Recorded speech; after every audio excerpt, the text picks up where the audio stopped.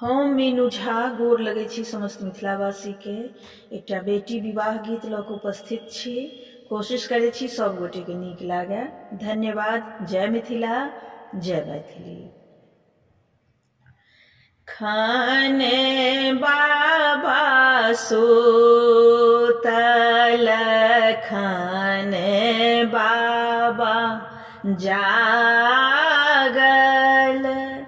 खाने रे दहेज बाके सोच है, खाने रे दहेज बाके सोच है। नहीं हम जागल बेटी, नहीं हम सुतल,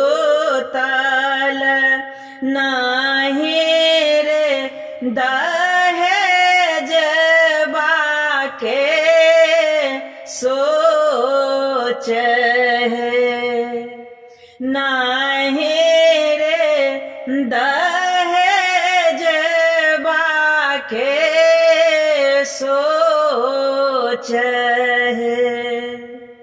आजो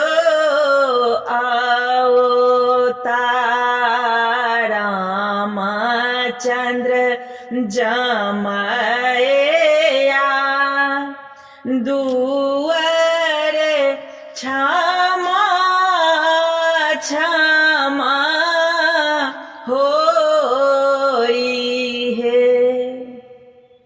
कहाँ बैसायब बाबा आजन बाजन, कहाँ बैसायब बरे यात है। कूड़ खेत बैसायब बेटे आजन बाजन, दुआर बैसायब बरे यात है। मारबे बैसायब बेटे रामचंद्र जमैया, दुआर क्षमा क्षमा होई है। कथिल संबोधब बाबा आजन बाजन, कथिल संबोधब बरे यात है। कथिल संबोधब बाबा रामचंद्र दुलारोआ,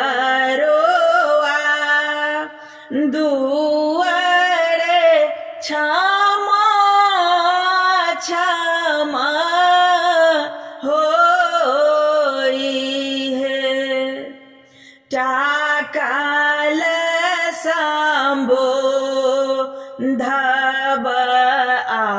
आजन बाजन, धोतिल संबोधब बरे यात है। धियाल संबोधब रामचंद्र दुलार